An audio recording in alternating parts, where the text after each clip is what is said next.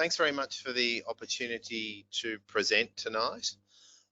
It is a men's health evening, so I wanted to keep what I was saying quite broad and cover some things which hopefully tie this area together and which are quite common in primary care.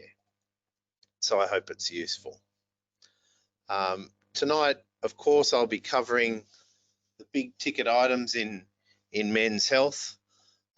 Men's health is often forgotten, and sometimes we feel we're the poor cousin of attention given to other problems. But if you see the list of issues on the left, prostate cancer, lower urinary symptoms, sexual dysfunction, these are big ticket items which cause lots of problems for lots of men.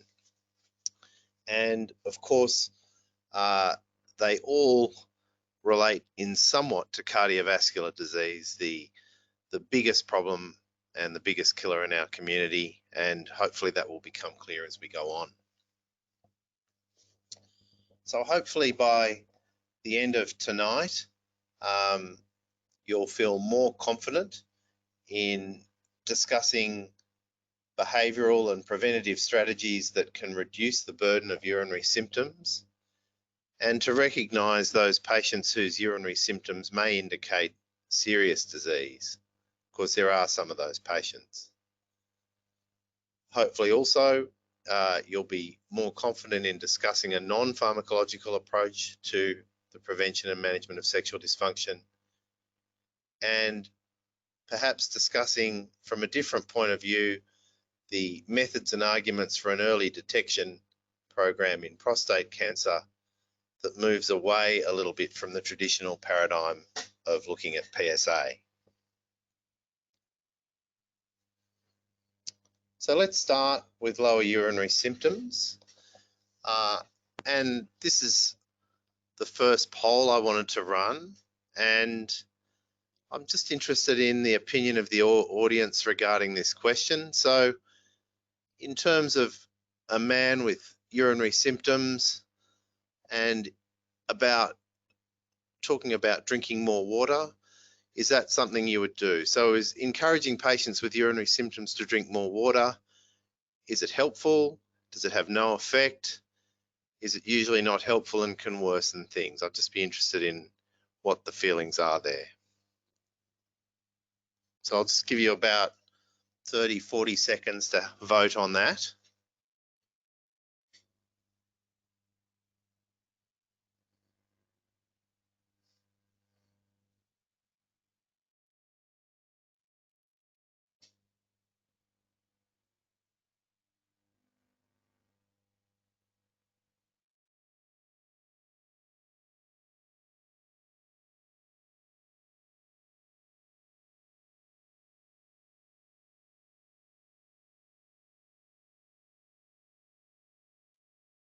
Okay, so maybe about 10, 15 more seconds on that one.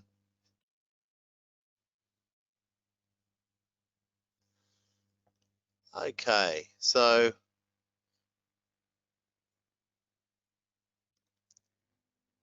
reasonably even spread between helpful and unhelpful, and with a little bit in favour of unhelpful. Okay, well, we'll look at that a little bit more as we talk about lower urinary symptoms. So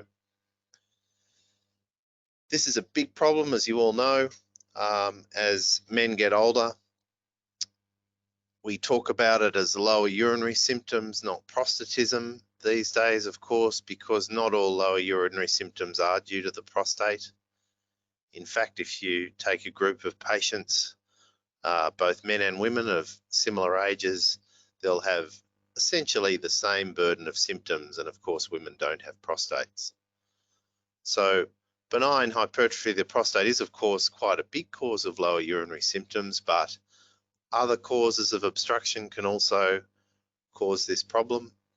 So things like strictures, bladder neck obstruction, very rarely prostate cancers. Also, overactive bladder is a very common thing, and that is just as much of an issue in older men as benign hypertrophy of the prostate. Hypocontractility, so poor contractility of the bladder, leading to poor emptying and reduced functional capacity, is also a big issue. And of course, some lower urinary symptoms can be caused by serious conditions, cancers, infections, and other inflammatory disorders. So not all lower urinary symptoms are due to the prostate.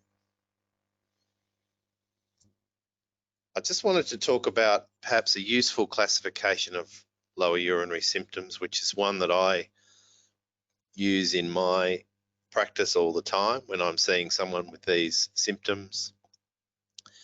And it helps me remember what to ask the patient about.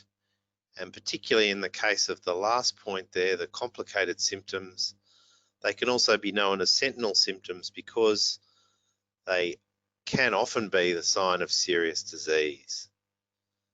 So in men, those symptoms are hematuria, and by that I mean macroscopic hematuria or persistent microscopic hematuria, even if it's once. In terms of the macroscopic hematuria, even if it's once, even if it goes away, even if they're on anticoagulants, hematuria is always a sentinel symptom and always needs to be investigated, and we'll talk about that more. Dysuria or pain of any kind related to the bladder or voiding is a sentinel symptom, probably even more so if it's not associated with a urine infection. Urine infections themselves are not common in older men and should be regarded as a sentinel symptom, as should significant incontinence. And by that I mean the sort of incontinence that requires the wearing of a pad or stops the patient undertaking their normal social activities. So thinking of those symptoms as sentinel symptoms is, I find, very useful, and they're the patients who you should worry about. The other ones, obstructive and irritative symptoms, are as listed. I'm sure you're well aware of those.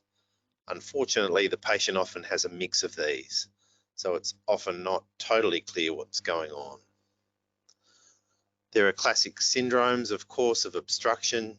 The patient who comes in and says, you know, it takes a long time to get started, I've got a very poor flow, it stops and starts, I don't feel like I empty properly and it dribbles at the end. And then there's the classic overactive bladder syndrome, where the patient comes in and says, I've got frequency, I've got urgency, I have episodes of urge incontinence, and I get up at night. So the occasional patient, or some patients, will come in with the classic syndrome, but more often than not, the symptoms are mixed, with some obstructive symptoms and some irritative symptoms. So working out which is which and which you might treat them for first is a matter of history exam and a bit of clinical experience, I suppose, as well. I'd encourage you to perform a formal MSU and not just a dipstick test. The MSU is a cheap test. It's relatively easy in men, so uncircumcised men should retract their foreskin before they give a midstream urine specimen, but it is unusual to get a contaminated specimen in men, and it's pretty useful. So you get an idea of whether there's glucose in the urine. You obviously get a red cell and white cell count and a culture. So dipsticks are a bit of a problem. They can often have false positives, particularly for blood. And of course, not all, the dipstick test for nitrites and pyuria is not as accurate as a culture. So it's very important in dealing with someone with urinary symptoms to make sure they don't have an infection. So it's important to be aware and to refer those patients with the complicated sentinel symptoms, the macroscopic hematuria, even if it only happens once, and I can't emphasize that enough, the patient with the abnormal MSU, the patient who doesn't respond to initial measures, and always be aware of the smoker, particularly if they've got a lot of those irritation symptoms, frequency, urgency, they're an ex-smoker, they've smoked all their life. Always just have in the back of your mind that 10 or 20% of bladder cancer patients will present that way. So that's just a bit of an outline to the way I approach lower urinary symptoms and what I hope might be a practical way to approach it in practice. But what about prevention? Obviously, some of the lower urinary symptoms that happen can't be prevented. Obviously, we can't prevent BPH, to any great extent, although, you could argue that controlling cardiovascular risk factors and overweight might do something there. We can't stop overactive bladder developing as people age, but there are some things that we can do. And the basics that I tell all patients about, and it's amazing how often there's a big problem in these areas when you look at it with patients, are these things. So caffeine and alcohol intake. The alcohol intake, basically, what the NH and MRC would suggest. Caffeine, I say 1 or 2 a day, and encourage the patient to substitute decaffeinated alternatives. Remember, caffeine's also in cola drinks, things like Diet Coke, energy drinks, things like Red Bull and V, and it's also in gym supplements and things as well. So you'll see a young man or who has a lot of irritative urinary symptoms going all the time, and they're taking stacks of gym supplements which are full of caffeine. Water intake's another thing, and that comes back to the poll at the start. So of course there are some conditions where it's important to drink lots of water, and someone who's a stone former, obviously if you're thirsty you should drink, but in general, patients who have the water bottle next to them all the time and are drinking stacks of water will worsen their urinary symptoms. And the reason for that is that the bladder's filling very quickly. It tends to get overfull. You're more likely to have an overactive contraction when the bladder fills quickly or when it's overfull. So I just tell people to drink water normally when they're thirsty, with their meals, when they're exercising, and to get rid of the water bottle that's beside them on the desk all the time. Time voiding is an important one. Void by the clock. So void every 3.5 hours during your waking hours, even if you don't feel full. Take yourself to the toilet, empty your bladder.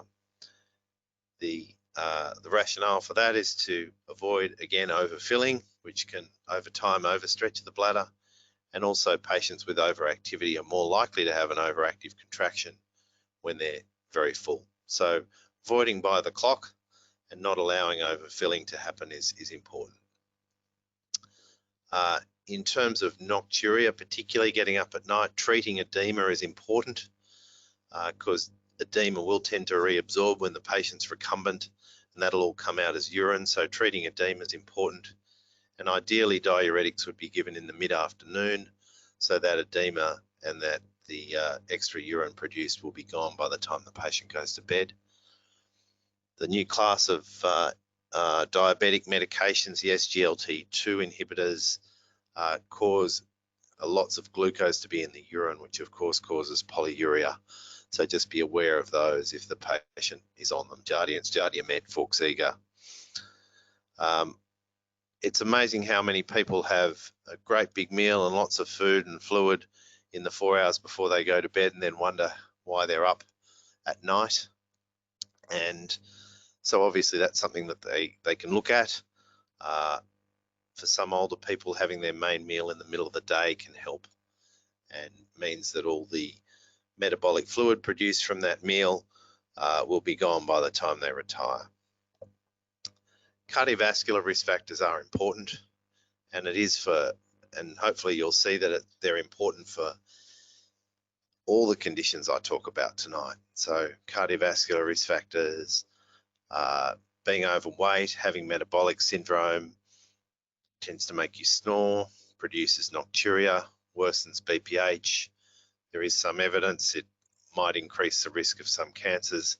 Cardiovascular risk control is obviously very important for the patient's general health, but it's actually also very important for their urinary health. So that's something you can emphasize.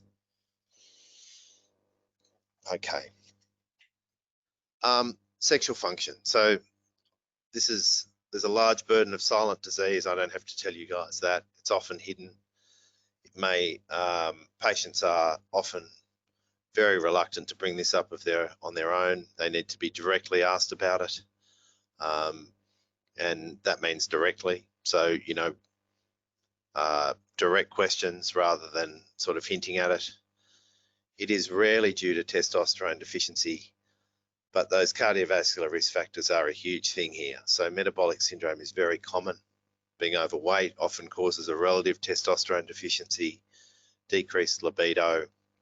Cardiovascular disease can lead to, of course, microvascular and neural disease, which affects erections. So not only is sexual dysfunction sometimes an early sign, the canary in the coal mine for cardiovascular disease, but treating cardiovascular risk factors can often hugely improve sexual dysfunction as well. So basically, someone presenting with that, thinking cardiovascular disease is 1, 2, and 3. As well as cardiovascular disease, think of course drug and alcohol, healthy body, healthy mind, healthy relationship.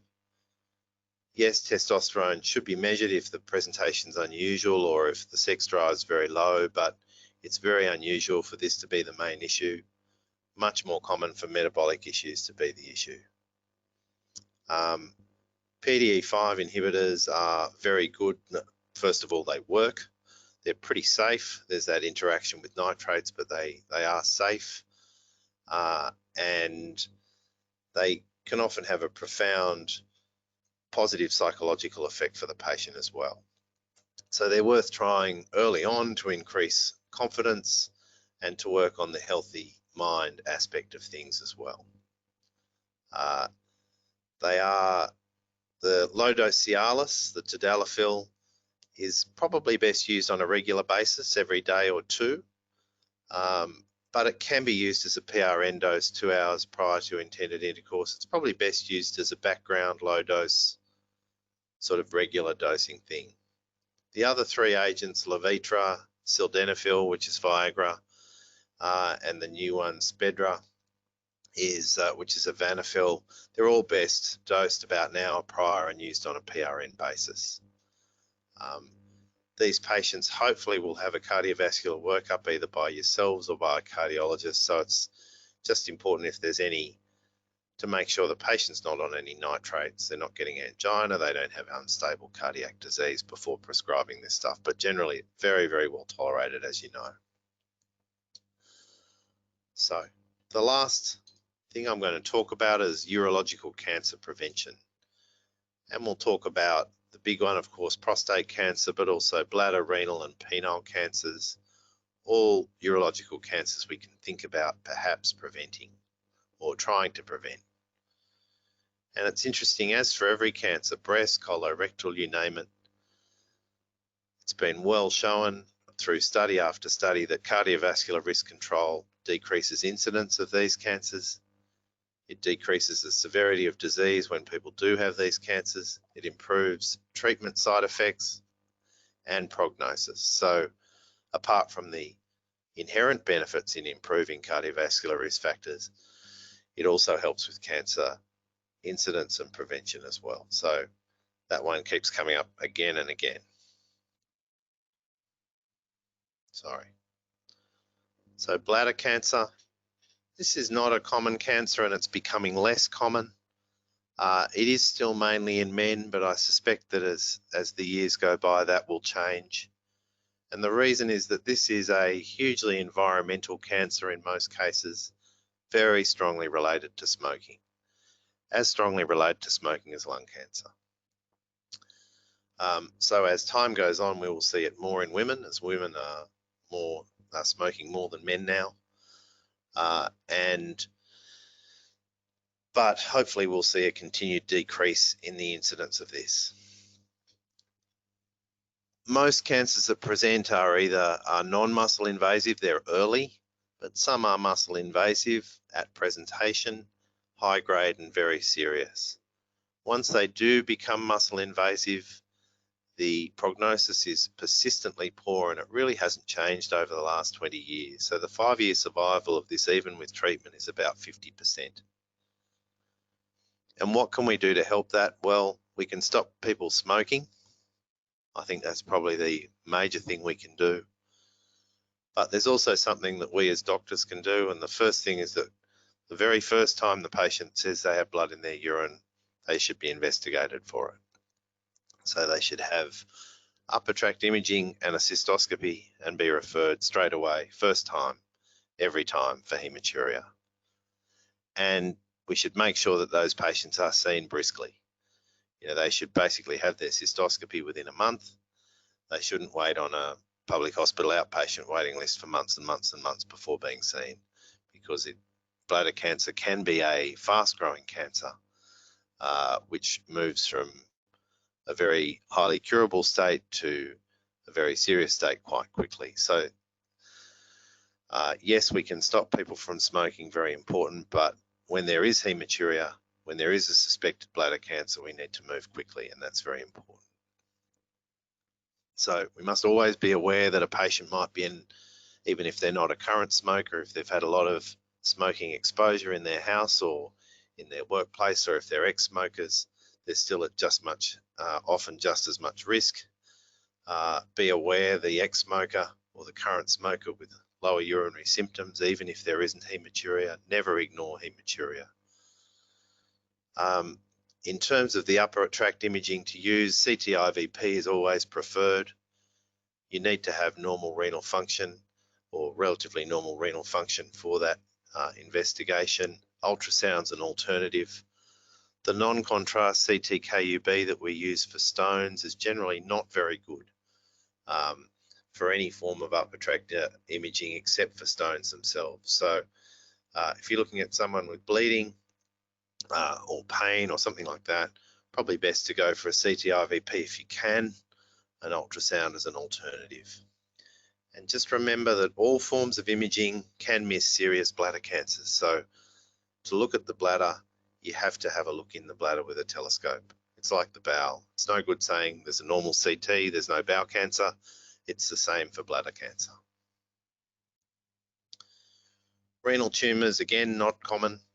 They are becoming much more common, largely because they're being detected as small renal masses because of highly sensitive cross-sectional imaging, which we use at the moment. They have a very steady mortality, though, despite the increasing incidence, and that's because there is probably no increased incidence in the serious ones.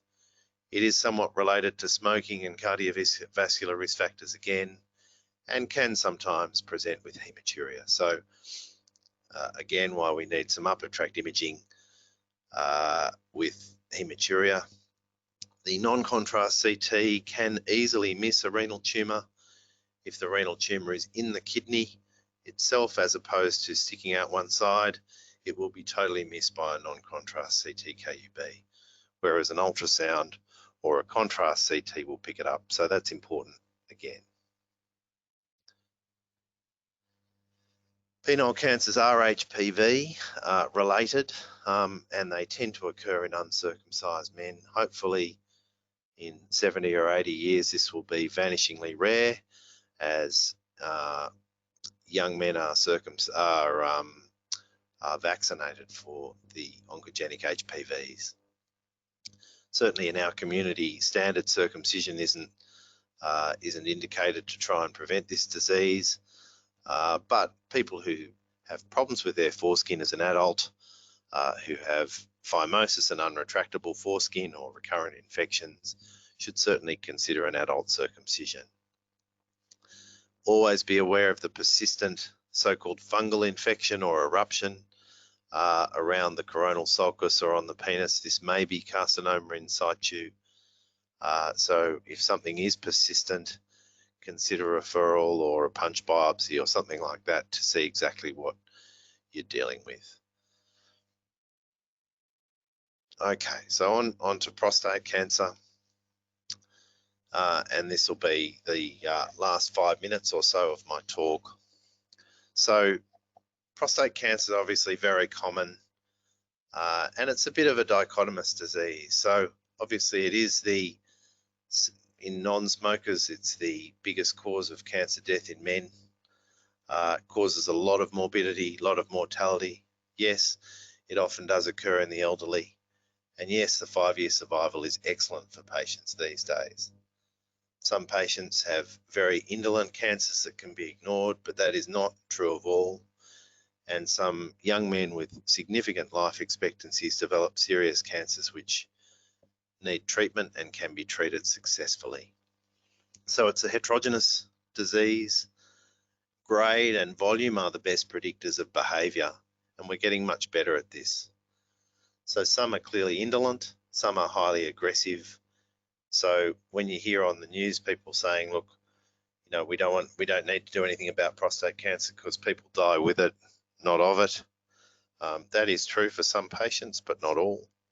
And when you hear other people saying, look, prostate cancer is a huge problem, kills lots of people, and we need to look into it a lot more, that's true too.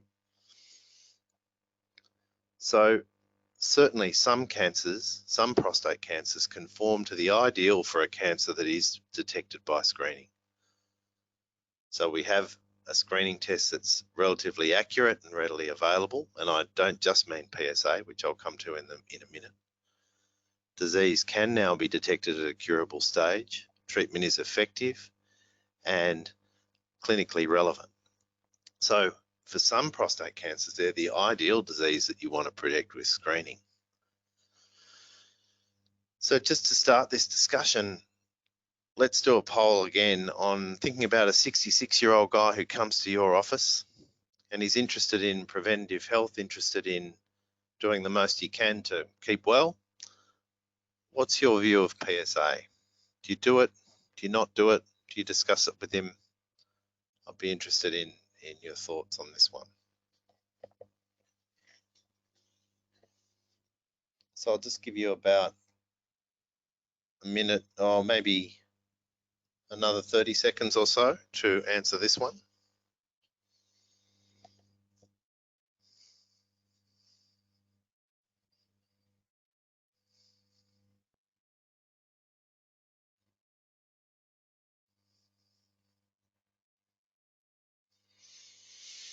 Maybe another 10 seconds to put in your response there.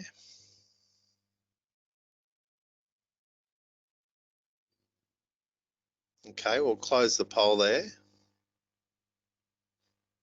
Okay, that's really interesting. Okay, well your responses do correlate there with the recommendations of the Urological Society of Australasia, which is great that we discuss the pros and cons and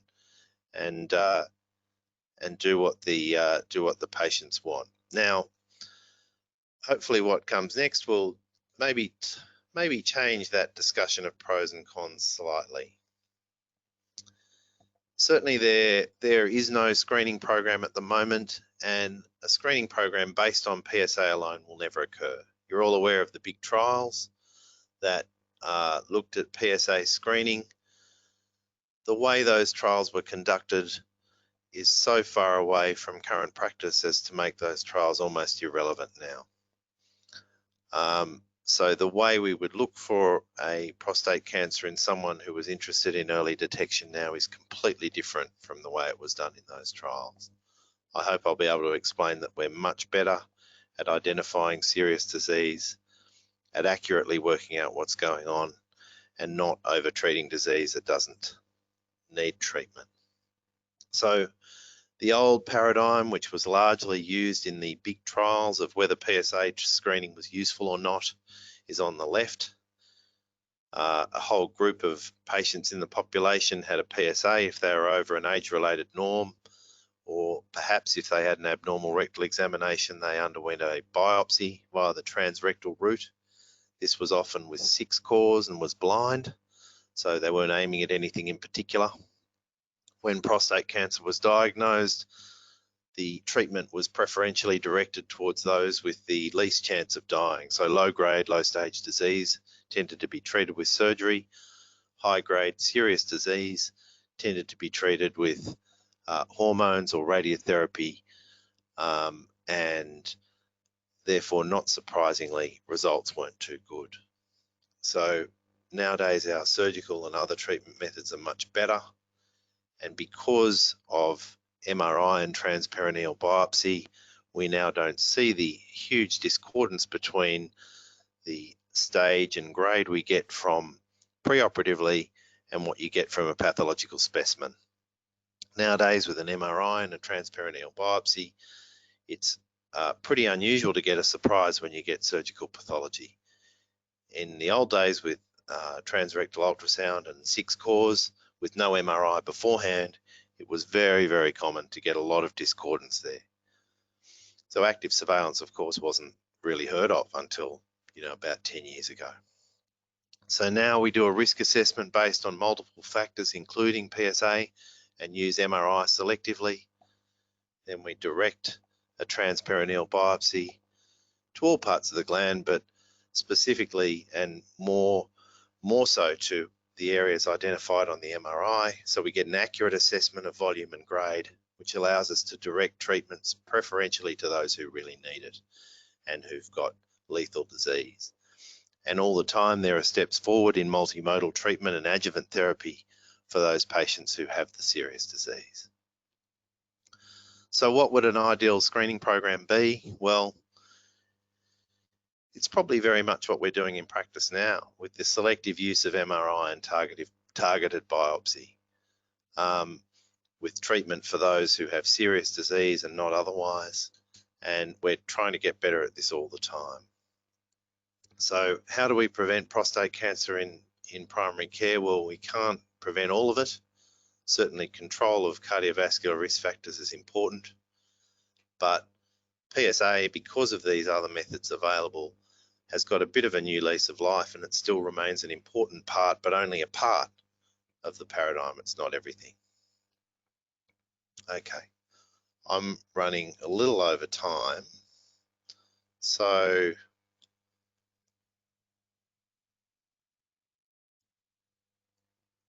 I won't go through rectal examination there much, except to say that it remains important.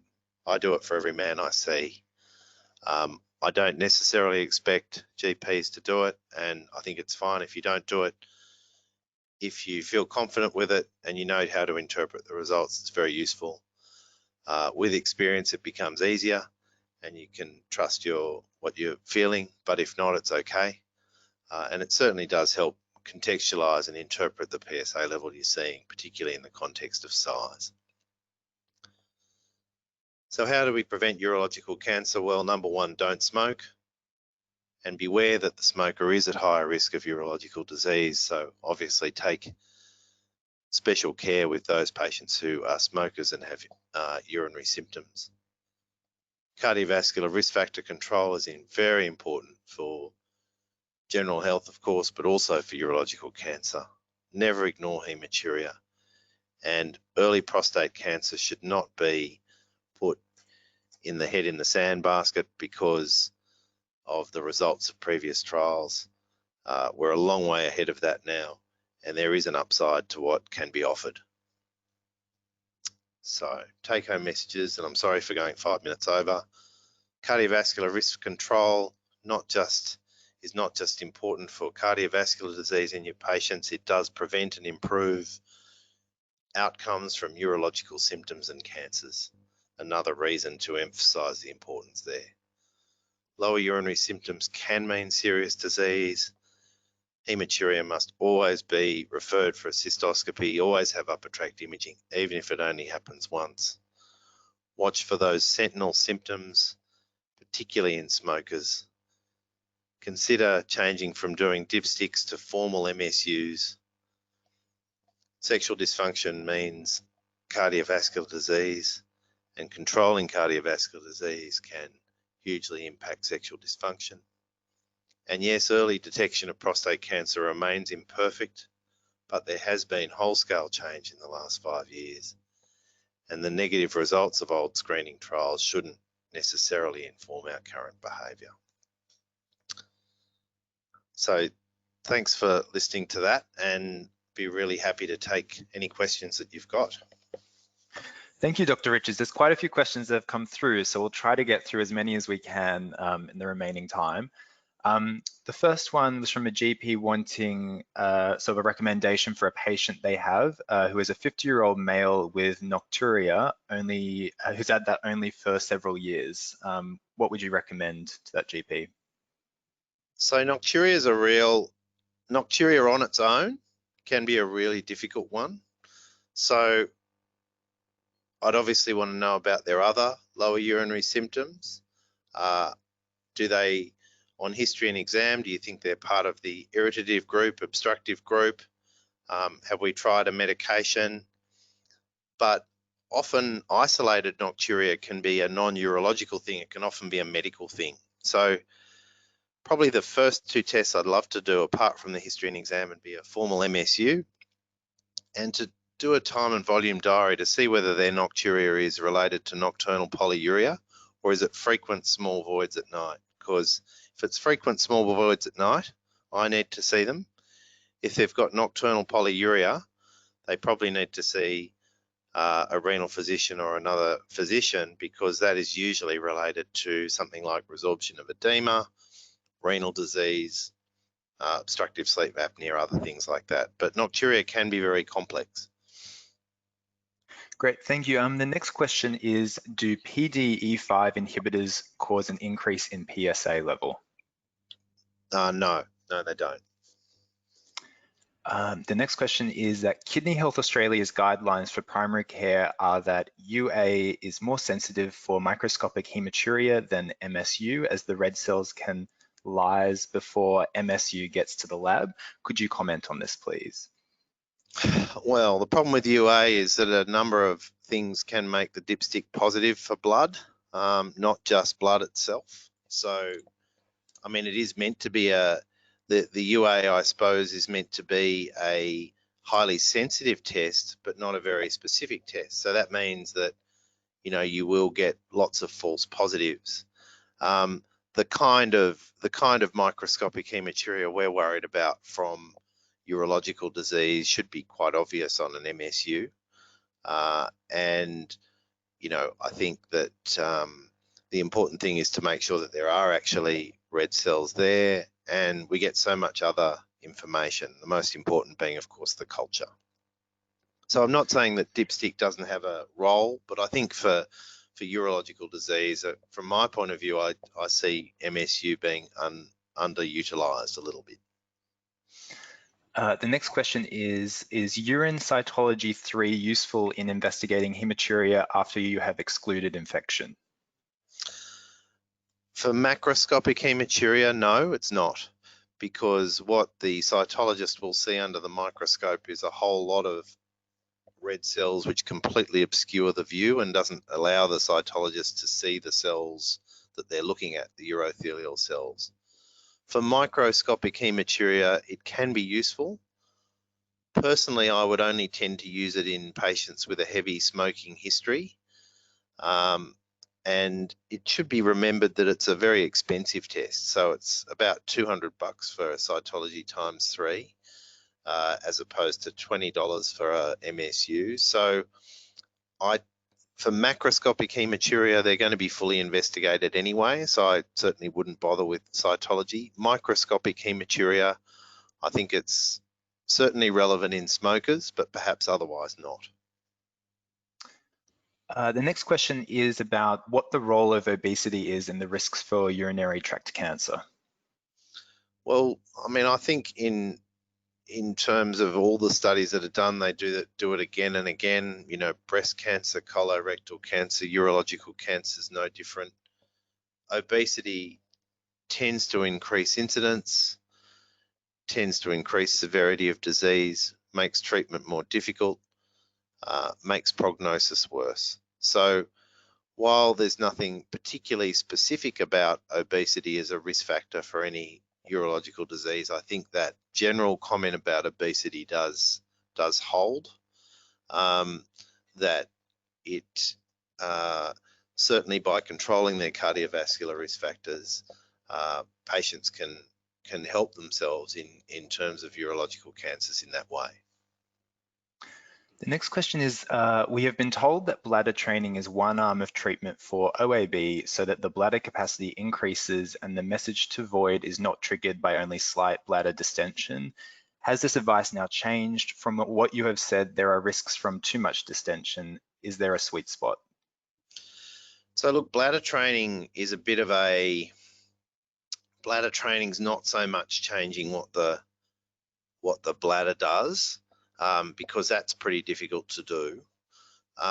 Bladder training really applies to changing what the patient does.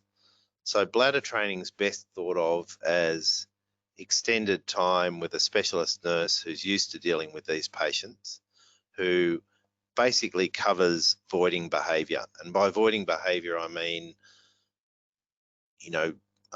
things like fluid intake, caffeine intake, when main meals are taken, avoiding taking lots of food and fluid in the 4 hours before bed. All those not getting over full, not over drinking water, time voiding, all those things. So it's basically a supportive thing.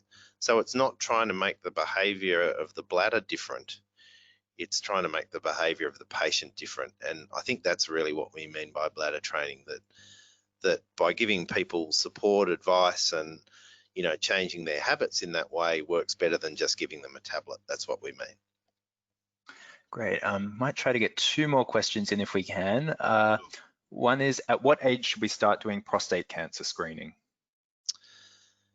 Well, this is a difficult one, and it depends a little bit, I suppose. The prostate cancers are very rare before 40, and generally what I tell my patients is if you've got a family history, if you're particularly worried about it for one reason or another, it's reasonable to have a look at what your PSA and rectal examination is like in your 40s.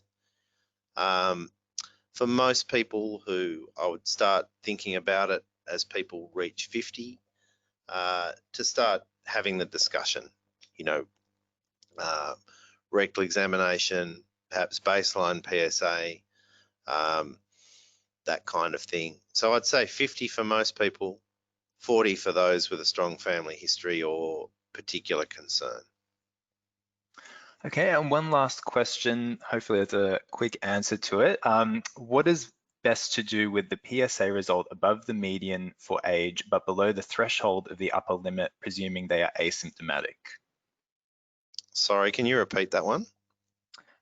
What is best to do with the PSA results that is above the median for the person's age, but below the threshold of the upper limit, presuming they are non-symptomatic, they are asymptomatic? So look, with PSA cutoff ranges that are provided by laboratories, they are somewhat problematic. Median, of course, talks about a distribution which is not bell-shaped. So it says, are you above, if you took 100 people, are you above the first 50? That's what it means with median. So you don't have to be very high to be above the median. In terms of interpreting a PSA in the individual patient, age does come into it, but most importantly, prostate size comes into it.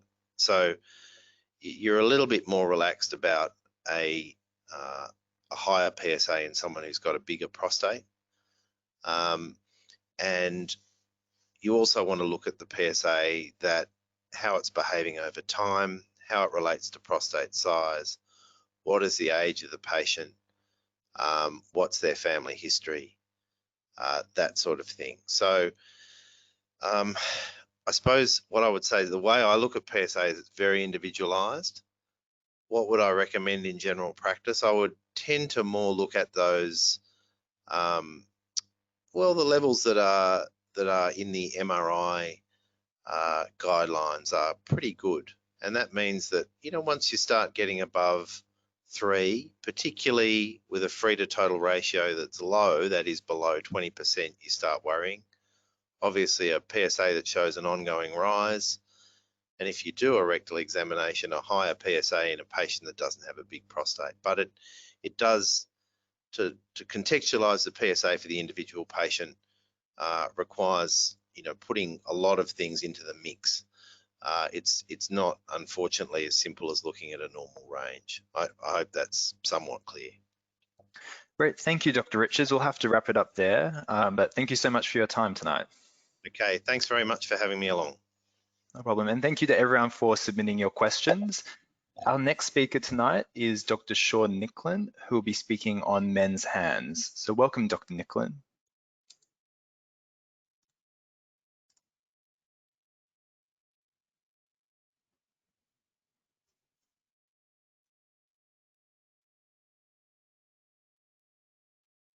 Good evening, Rory. Good evening, everybody.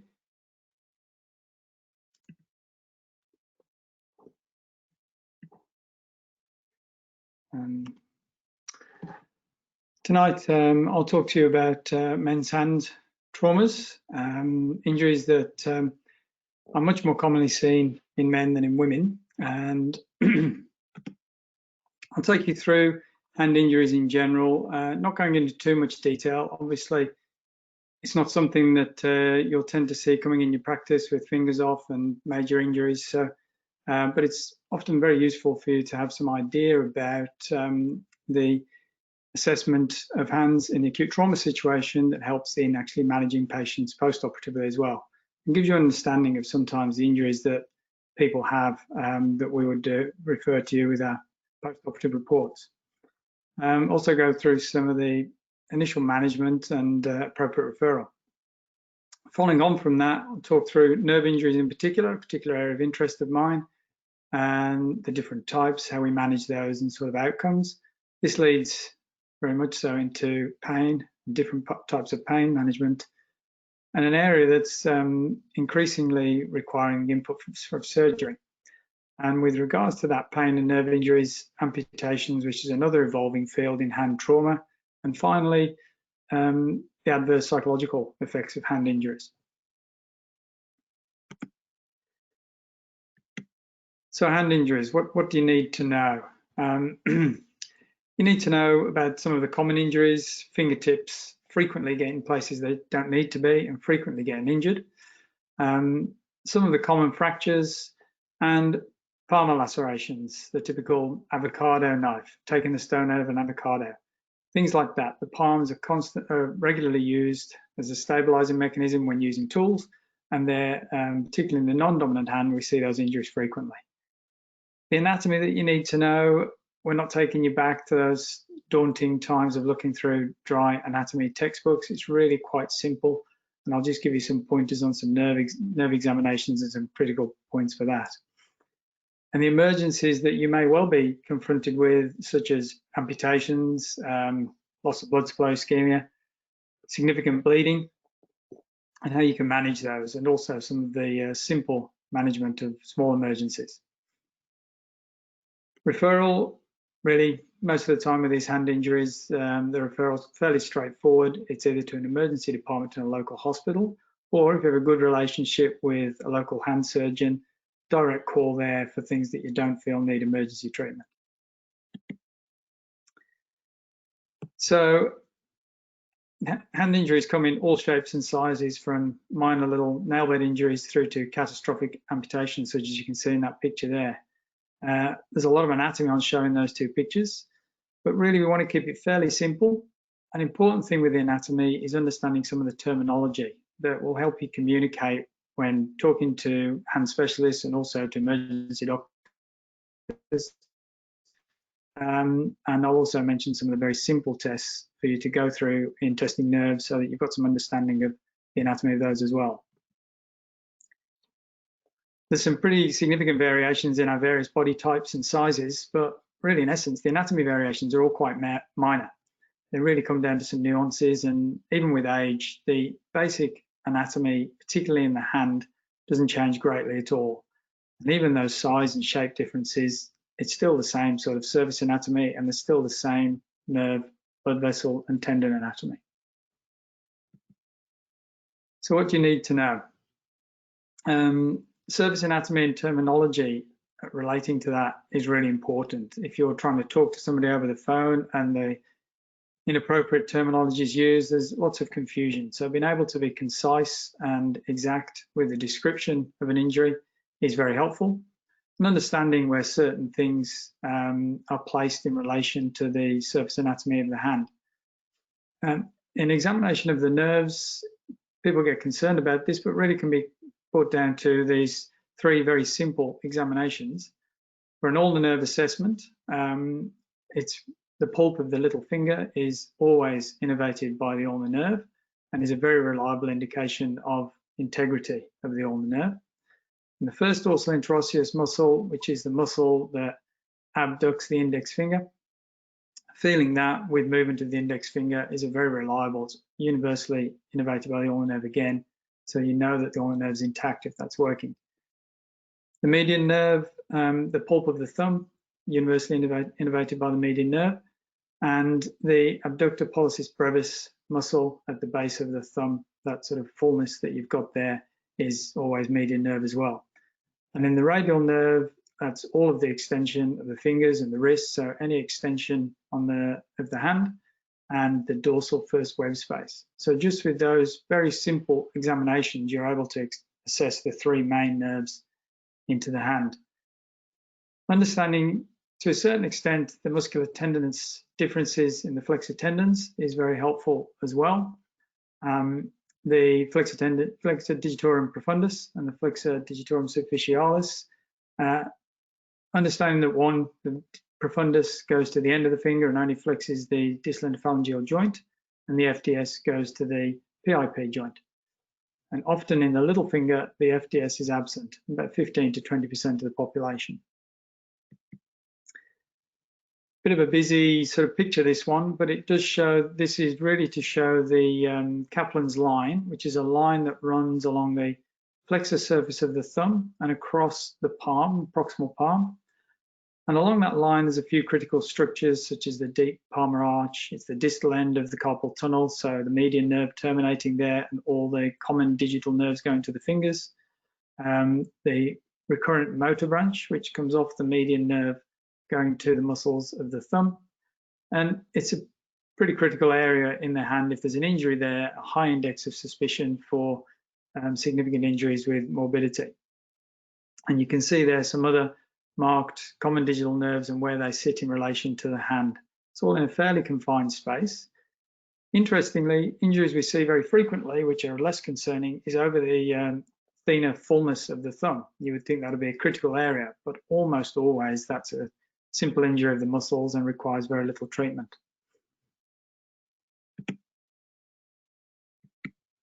So in assessing hand trauma, the history is critically important. The two pictures on the side there show how a history of whatever has inflicted the trauma really helps us understand what soft tissue injury we might see. The lower picture on the right shows the ring that has pulled off the finger. And we know when there's a ring avulsion that changes how we would consider that as a possible finger that could be put back on.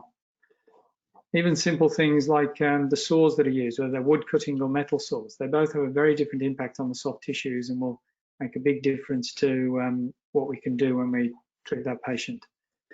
And the time frames are very important, and it also sometimes indicates some other concerns with the injury. If the patient's evasive about how the trauma occurred, then you might be concerned about post-operatively some of their psychological impacts as well. Does it happen at home, work, sport, or in car accidents? All of these things relate very clearly to men having a much greater incidence of hand injuries than women.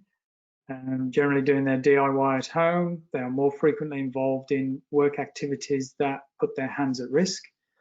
The sports difference is not so clearly marked, but and in car accidents, yes, we do see men more frequently injured in car accidents, and usually young men or on motorbikes.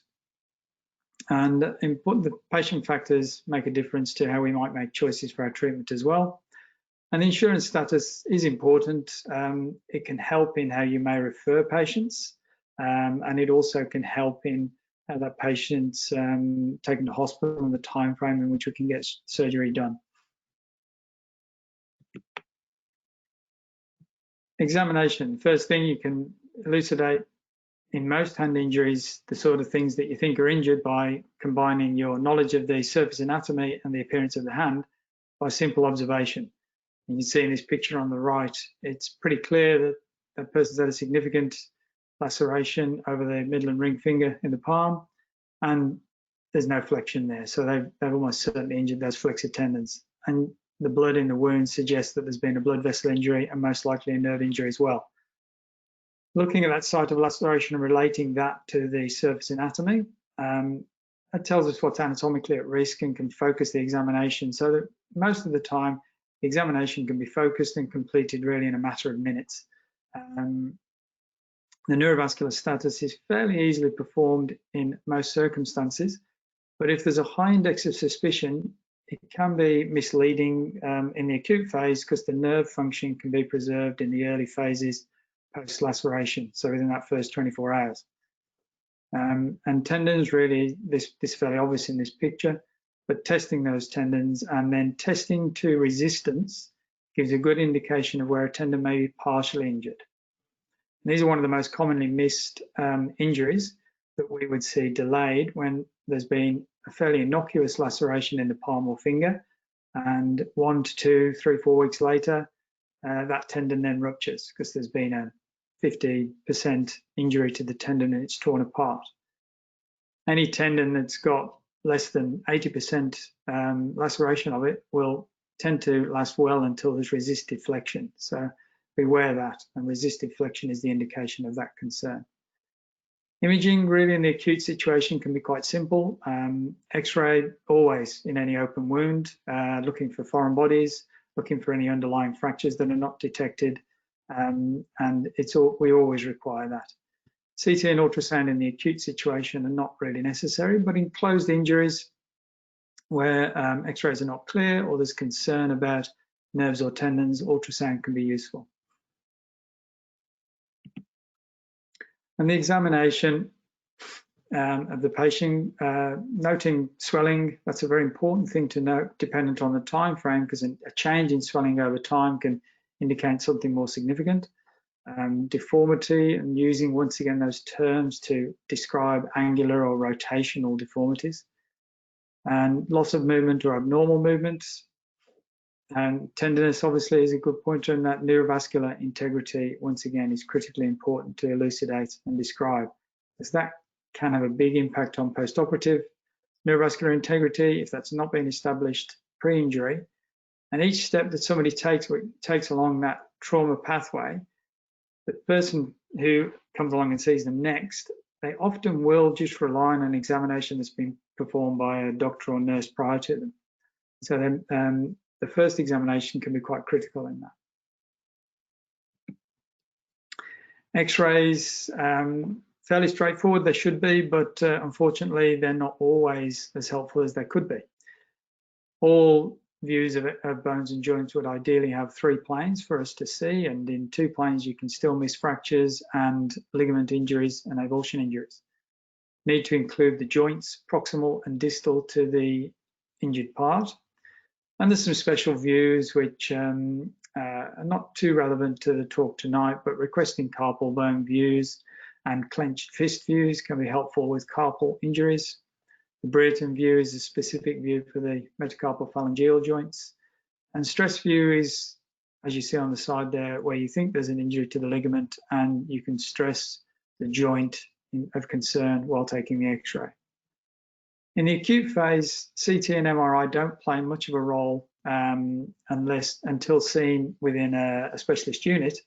But in the non-acute phase, CT can be very helpful. MRI is generally overused.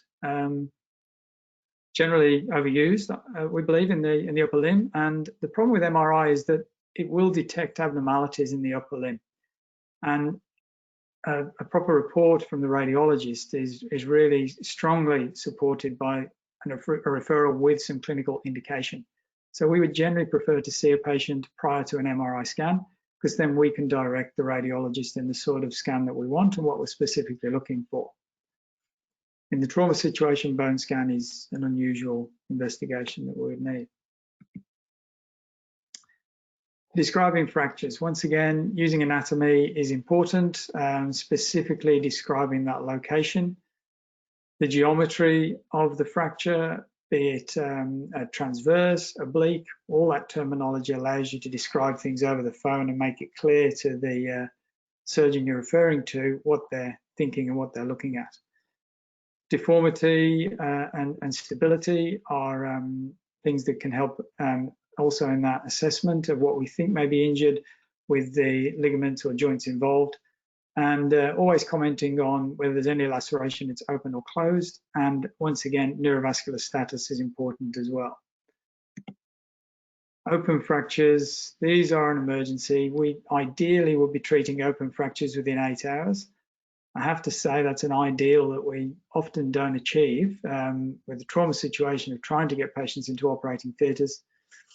We're usually looking at a 24 to 48 hour time period, but we would still want them to be in hospital and have received some intravenous antibiotics as prophylaxis, and trying to get them into theatre as soon as possible to decrease the chance of infection.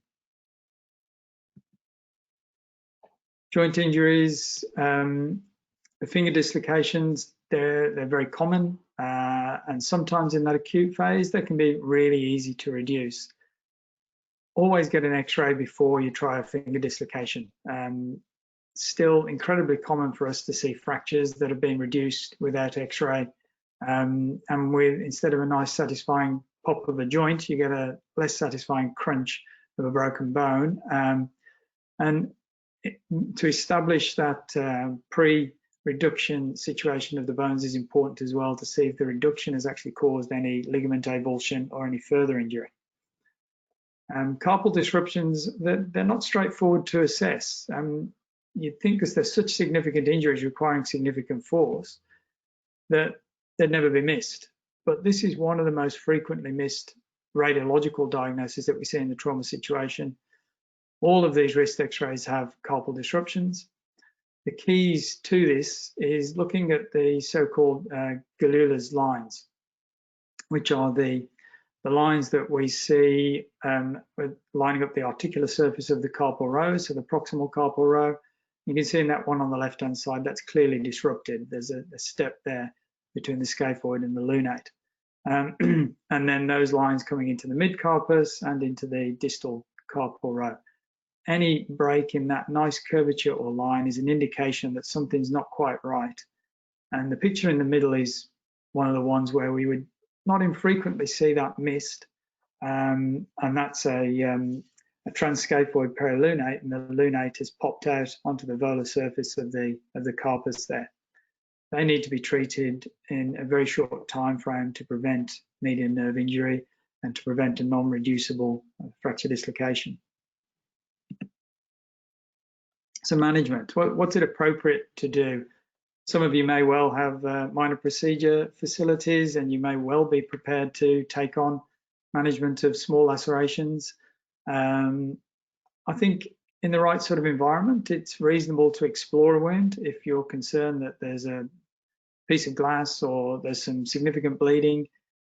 Generally, that's going to be a difficult thing to do without the appropriate lighting instruments and also help. And if you start putting sutures into things that you think are bleeding, you may well be suturing nerves and causing more injury than good. The picture on the side there shows some nice healthy sutures, which really are not necessary. Just tacking the wound edges together and some judicious pressure and elevation of the limb will help control most bleeding in most significant lacerations. Foreign body removal, one of the most frustrating procedures that hand surgeons have to do. And whenever we believe that we can remove a foreign body in a minor procedure facility, we usually end up half an hour later quite frustrated at these small foreign bodies. But if you've got a large piece of glass or something very obvious, then that's a reasonable thing to do as well. I think nail plate injury treatment in certain places is totally appropriate. In Sydney, where there's an oversupply of enthusiastic hand surgeons happy to treat them, it's probably not something that you need to think about doing. But a partially avulsed nail plate, managing that, removing that, but beware of those. It's very easy for that to conceal an underlying fracture or to conceal an underlying significant nail bed laceration. And although they're minor injuries, if you get a nail bed deformity, that's a very, very difficult problem to treat secondarily and a very simple problem to manage primarily. And as I alluded to before, dislocations, I think it's really reasonable to manage a dislocation if you have the facilities for local anaesthetic to block that finger and put things back in place. A few worrying dressings there, as you see on the screen. They really should be quite simple. I don't have very much in the way of complicated dressings in my rooms. I'm a great fan of Gelonec gauze. It will manage most things with the appropriate use of gauze and also a crepe bandage.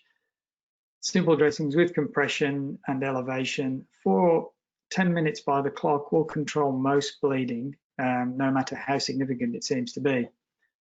I'd be very cautious about the heavy crepe bandage approach.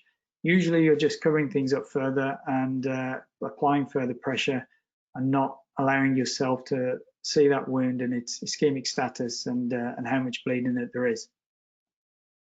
The picture there on the top right, that's a non-viable finger from a tight bandage put onto a relatively minor laceration in the finger. And every two years or so at Sydney Hospital, we'll see somebody with a significant injury like this that sometimes results in amputation. For finger injuries, if it's distal in the finger, it's appropriate to put a bandage around the finger, but I would strongly recommend on that being very loose. And if you're needing to put something on tight or you're needing to put more compression on, putting the fingers together so that you're going around both fingers, and then you've got much less chance of a tourniquet effect.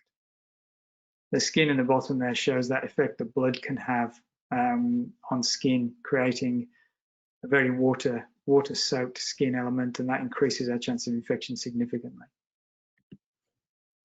Now, some specific injuries I'll talk through briefly, and hopefully we can have some questions about that, or possibly the trauma stuff. Animal bites, humans really are the worst, really, probably apart from camels, and there's not many of those in Sydney. They would be the worst bites that we tend to see, and we frequently see those, much more frequently than we'll see exotic bites.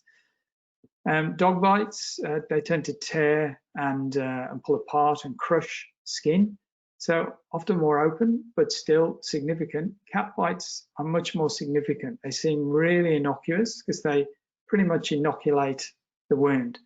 Fine little entry point, but they often present with Pasteurella infections that can rapidly get out of control and lead to requirements for surgery and significant morbidity. So very cautious about cat bites. Possums are similar sort of bites to cats as well. So the human bite, classically described over the knuckles, not much Friday and Saturday night activity going on in the COVID situation, and we've certainly seen a lot less of these in recent months. The tooth penetrates through the knuckle with the fingers in a flex position, and then when the finger extends, you get these little pockets where things are being contaminated, and that becomes a closed area that gets a rampant infection and can really cause quite catastrophic, significant infections in the bone, the joint, in the tendons, or just in the superficial soft tissues. And you can see here that picture there shows a divot taken out of a knuckle by somebody's tooth. These are the sort of things we see with infections. And we see many hand infections at Sydney Hospital where they get referred to us from many hospitals through Sydney and down the south coast, and often can lead to significant skin loss, finger loss. There'll be few fingers every year that will be lost to infection through Sydney Hospital. The hand emergencies, major hemorrhage, ischemia, amputation, and compartment syndrome. I'll very quickly run through these, so I don't imagine they're things that you'll see presenting into your GP practice very regularly. The hemorrhage is almost always managed with local pressure dressing, elevation, and waiting for that to settle down. A complete laceration of an artery is a much better situation than an incomplete laceration, as that picture demonstrates. With the vasospasm of the blood vessel, an incomplete laceration actually gets worse. The hole opens up further. And with a significant history of major hemorrhage and a story of increased blood loss at the time, we would be always considering exploration in theatre and with a tourniquet. and ideal conditions for us to find those blood vessels. Always a challenge without those aids of tourniquet, that to find those vessels safely and not be tying off other critical structures. Here you can see an innocuous looking little penetration wound on the left side of the picture, but increasing swelling in the forearm. And in this patient, they'd had a glass injury which had penetrated the brachial artery, just at the point that it bifurcated into the radial and ulnar arteries. Significant blood loss into that compartment, and a brachial artery reverse vein graft was required to reconstitute integrity of those blood vessels. Replantation. We see a lot of revascularizations and replantations at Sydney Hospital, not all as dramatic as some of these. Why would we replant and why not? Really, through an institution such as Sydney Hospital, we have the capacity to attempt almost all replantations if appropriate for the patient. That doesn't mean that we give them an expectation that there'll be success, and it might be that we attempt that replantation, but on taking to theatre, the amputated part is clearly not viable and it's not possible to do. But multiple digits, we'd always really try to get as much as we can back on, because we don't know which one's going to be the best functioning. The amputations at the very tips of the fingers, people often think that these aren't possible, but these are the best replantations we do. They end up with excellent function if we get that blood supply in. The nerve recovery is usually very good.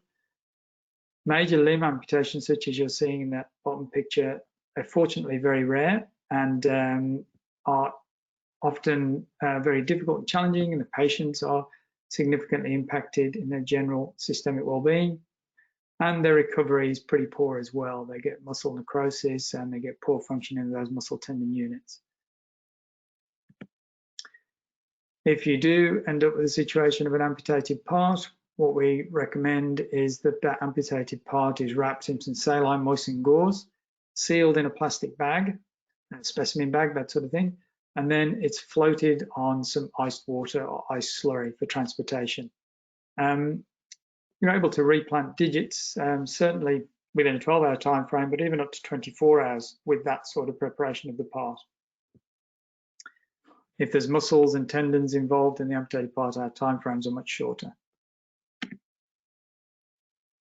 A compartment syndrome. This is a syndrome where there is swelling within muscle compartments, which will compress the small vessels within the muscles, but doesn't necessarily and would not usually compress the major blood vessels, major arteries.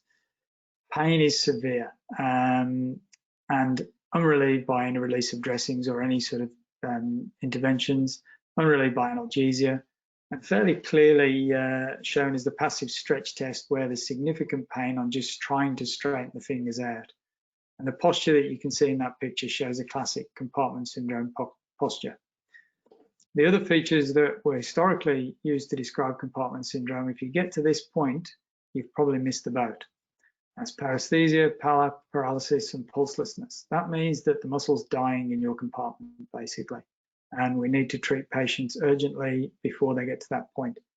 And that muscle death occurs within a matter of a few hours. So this is an emergency. These are the sort of times that we see compartment syndrome: vascular injury, fracture, crush injury, burns, and prolonged ischemia, so long lies with the use of drugs, or elderly patients left in positions where they form compression on their lower limbs or upper limbs. And in this hand, you can see that posture again. And this is a compartment syndrome in the hand, where the muscles within those spaces between the metacarpals are becoming affected.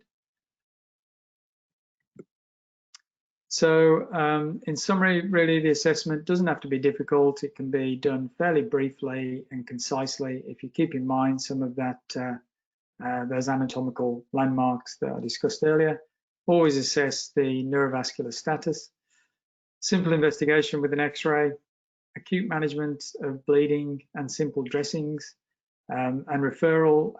We're fortunate here in Sydney. We have a number of hospitals which are able to manage most hand injuries in a timely fashion. Now, leading on from that, I'll quickly go through a few things here. Nerve injury, pain and amputation. There's some increasing evidence for the surgical treatment of pain, which in all modes of pain in the upper limb in honesty, but there are some certain factors which I'll talk through which have shown to be quite efficacious. Nerve injury outcomes and pain management, what can we do? The referral post-nerve injury, when do you need to refer people with a nerve injury? And there's a small subset of patients who are appropriate for the pain management surgery. And also talk about amputation surgery, which has been evolving around the world and also significantly at Prince of Wales Hospital through the last few years. Nerve injuries that can be open or closed, and there's three broad types, which are neuropraxia, actinomesis, and neuromesis. The neuromesis is a cut nerve, and the neuropraxia is a bruised nerve. The neuropraxia is usually a rapid recovery, and surgery is not required. But if there's a laceration in any of those types of injuries, we would always plan to operate on that and explore the nerve to ensure that there's no laceration. Outcomes from nerve injuries with primary repair within 7 days are excellent. And pain outcomes likewise are very good with that intervention, but without intervention, certainly not so. So within 7 days, we ideally would like to repair them. It requires microsurgical skills, and most frequently for ourselves at Sydney Hospital and Prince of Wales, we'll be using a microscope rather than magnifying glasses or loupes. Nerve gaps can be closed with the use of some foreign materials, such as you see in that picture on the right. And the recovery is very long with nerve injuries. That's a positive. Patients come back complaining of problems within that first 2 to 3 months. It's okay, they are going to get better. They may not get completely better, but they will certainly improve. And you can see improvement up to 2 years. With an immediate repair within that 7-day time frame in a digital nerve, we would expect to get up to 90% of normal sensation recovered. And pain is very uncommon in that situation. Now, the pain situation with nerve injuries that are either not managed appropriately or are missed, these can be things like neuromas, which is a scarring of a nerve ending that was not repaired, allodynia, which is pain in abnormal pain response in the distribution of a nerve, and phantom limb pain, which we see in amputees. Complex regional pain syndrome, I'm not going to talk about. It's a very difficult condition to treat, and the surgical indications for that are really quite limited. Most pain has, whether it needs it or not, a complex multimodal treatment, the pharmaceutical and also some intervention treatments. And in recent years, we've had an increasing number of interventional pain management facilities, and these have got some variable outcomes, but certainly some positive outcomes. And they generally involve stimulation of some sort of the nerve. One of the most significant factors correlating with good outcomes from pain management is psychosocial support. So early intervention with psychologists to help people post-trauma, and also a strong social network to support people, strongly correlated with less pain issues. Traditionally, surgery is described as bad, but there's a currently evolving role of surgery, particularly with nerve injuries and neuromas. The picture on the side there shows something called TMR, which is where you take a redundant nerve in amputees, and you redirect that to a motor nerve going to a muscle. And you can use the same philosophy with a neuroma. You take that neuroma and you redirect that neuroma to a motor nerve. The neuroma then, its axons can grow into the muscle, and the nerve gets a positive feedback mechanism with the neurotransmitters, which has a significant impact on pain outcomes. There's very mixed literature with any treatment for pain, and the assessment tools for pain are really quite limited. But a recent randomized clinical trial only 2 years ago has shown some significant improvements with the use of this TMR surgery to decrease phantom limb pain and limb pain. And you can see there the outcomes in a management of 28 patients The phantom limb pain patients had, the TMR patients had 72% of non or mild phantom limb pain, only 40% in standard treatments. And for the pain-free or other limb pain, so pain-free or very mild limb pain, it was 67% in the TMR group and only 27% in the standard group. And this is appropriate for upper limb and lower limb. This is, I'll quickly whiz through this, I know we're short on time. This is a case report of a young man who had an injury as a welder, but really he described pain in his right wrist for about a year, and then it got more severe at work, was described as a work cover injury. From that day when it became more severe, he hasn't worked now in the last 2 years. His injury, his work cover status may well have served him a disservice because there was an enthusiasm to operate. And then that operation, he had a radial nerve injury, and that set off his nerve pain pathway, which unfortunately was preceded for about 18 months with various failed mechanisms. And this is your typical pain patient who presents into the room with their head dropped down, a previously normal 32-year-old active man, cradling his hand in his body and really unable to use his hand in any useful activity at all. He had a radial nerve neuroma and performed a transfer. You can see in that picture in the middle how inflamed and red that is, where the radial nerve has been taken out, which is at the top end of the picture. And then I redirected that radial nerve to a motor nerve to the anterior compartment of his forearm, into the pronator quadratus. And at 3 months post-surgery, he's not better. This is not miracle surgery where people make fabulous recoveries, but he's certainly much improved on his preoperative status and now able to function to some extent with his hand. Now, amputations, I don't know, Rory, I'm going for time, but I'll get through this as quickly as I can. So-called bionic limbs, it's a cool name, and people often misrepresent what really is the case. It's surprising how many amputees we have in our society, and this includes upper limb and lower limb. 2 million amputees in the US, I believe, suffering with pain. So that's not even all of the amputees. And they suffer with disability from their amputation, frequently suffer with pain, and also workplace discrimination from that disability and that activity. So a significant impact on these patients. Much more frequent in the upper limb in males. Pain, historically, a 50 to 75% incidence of pain and up to 85% phantom limb pain. In recent years, there has been the implementation of the bionic limbs, the myoelectric prosthesis, and this is rapidly developing with some excellent technology, but also the use of this targeted muscle reinnervation. And it was found in doing this procedure that patients' pain symptoms significantly improved.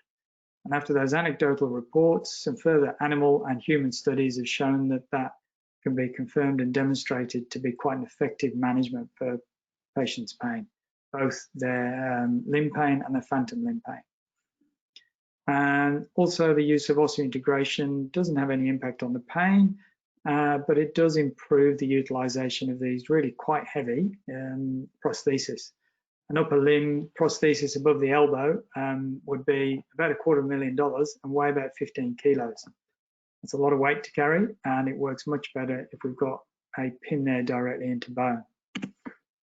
The principal ways we might need to wrap it up there. I'm just conscious of time. All right, sorry, Rory. That's okay. Do you have some final remarks you might just want to make that was coming up in the presentation? Just some take-home messages.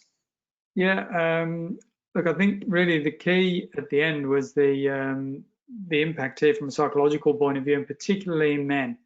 I think really this slide is probably the most important slide. There's a huge psychological impact on work, appearances, relationships. All of these things feed into poor psychological outcomes for young men, particularly, and hand injuries often stops them doing their work. And recognizing this and early treatment, it's supported by Medicare, it's supported by work cover, assessments with a psychologist, and just getting those young blokes to talk about these things makes a significant difference in their recovery from it. And it's critical that that's detected and acted upon in those first 3 months post-injury. Great, thank you so much, Dr. Nicklin. We did have a few questions that came through, but do you mind if I send them through to you and maybe we can share the responses in an email to the attendees since we don't have time? Yeah, of course, no problems at all. Sorry, Fantastic. Roy, for running out. No, that's okay. Thank you so much for your time. I'll introduce our next speaker tonight, who is Dr. Hugh Wolfenden, who will be speaking on the diseases of aging. Welcome, Dr. Wolfenden. Yes, good evening, everybody. Thanks, Rory. Let's hope I press the right button and keep this all happy. Yeah, it seems to be doing the right thing. Now I've just got to get my face off the middle of my presentation. Go away. Okay. Evening, everybody. Thanks, Prince of Wales Private, for asking me to talk, and thanks everybody for joining in tonight. And hopefully, I can impart some information and keep you entertained at the same time. Now, the two topics I'd like to cover, particularly for men's health, were both aortic stenosis and atrial fibrillation. Why is that not wanting to do it? Let's see, that's better. So, and particularly from the surgical side, obviously, as a cardiothoracic surgeon, that's what my interest is in. Now, I'll start first with aortic stenosis, which I'm sure are all pretty familiar with, well-known disease of aging, more common particularly in men, and clearly in the latter years, 70 plus, most of the degenerate aortic stenotic patients tend to present. Those in the younger age groups usually have bicuspid aortic stenosis, which is why they present earlier with calcification of the fused leaflets in the bicuspid valve that wear out earlier. An old slide, but a good slide. Aortic stenosis is gradually progressive as far as the narrowing on the lumen or the orifice of the valve. It doesn't cause much in the way of symptoms till it gets to a critical point. When it gets to that critical point, though, it tends to be also quite close to the point where they can drop dead, and which is shown on that slide, where you need to start thinking about treating these people, otherwise they're not going to do well. That being said, it's interesting that over the years, a lot of people aren't offered surgical correction for aortic stenosis. Up to 50% not offered intervention, often with good reasons, but quite often their comorbid issues have been overcalled, and they are quite suitable for intervention, certainly with some of the changes I'll be going through shortly. Now, some of the things that do come with age, I'm sure you guys are all very aware of. When you're looking at diseases like this that come in the octogenarians, other things, vasculopathies, be it peripheral vascular, renovascular, or cerebrovascular, can all put up the risks of doing major surgery. Previous myocardial infarcts, previous coronary surgery, all put the risk up of major surgery. Other things that occur with aging, like calcium in the aortic root, can make it harder to operate because you can't cross-clamp the aorta in a classic operation. And also, left ventricular hypertrophy makes the recovery a bit more awkward in the ICU for these people too. So the options nowadays: medical therapy, as we've just briefly touched on. If you develop symptoms from aortic stenosis, on average, 50% of people will die within the next 2 years. So medical therapy, not the greatest option, but if for some people that may be appropriate. There's a temporizing thing you can do. You can do a balloon valvotomy, which is where you just blow a balloon up and sort of fracture some of the calcification and fibrosis in the leaflets. That only tends to work for 6 months if it works at all. And that's something we only tend to think about if, say, they're presenting for a colon resection for a bowel cancer, and you want to have them fit enough for that surgery. Get that done and then revisit their aortic valve later on. And then there's conventional aortic valve replacement, the gold standard, been around for a long time.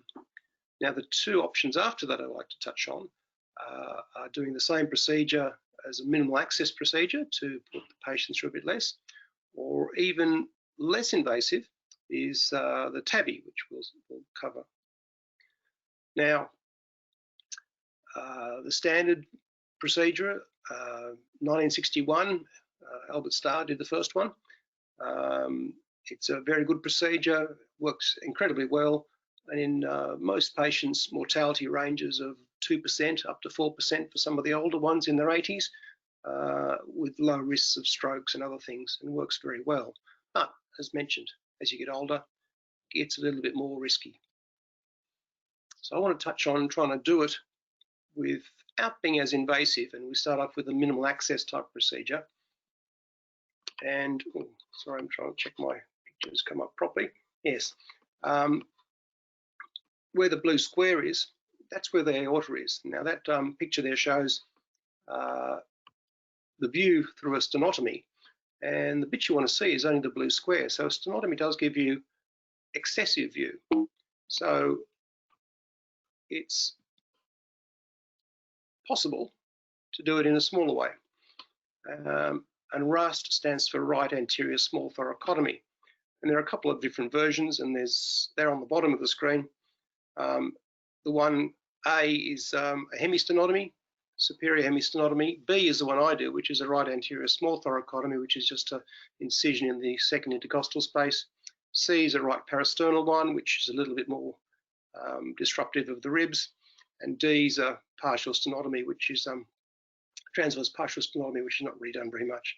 So this is what I like to use, what I'm going to discuss tonight, which is the right anterior small thoracotomy, which is just through the second intercostal space. And that's the sort of incision and view you get. And once you're on bypass, that's the view of the valve.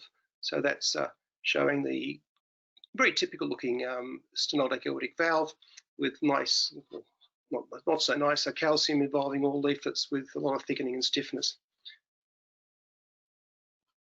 And that's a fairly typical looking prosthetic aortic valve. That's a bovine valve made out of the pericardium from a cow, sewn on a stent and inserted nowadays using core knots, which is this lovely device on the bottom left, which is a metal collar that you take the sutures through and crimps onto it, so it holds them there just like your knot normally does. But with this operation, you can't get your fingers in to tie them, so it's really made it much easier to do this procedure.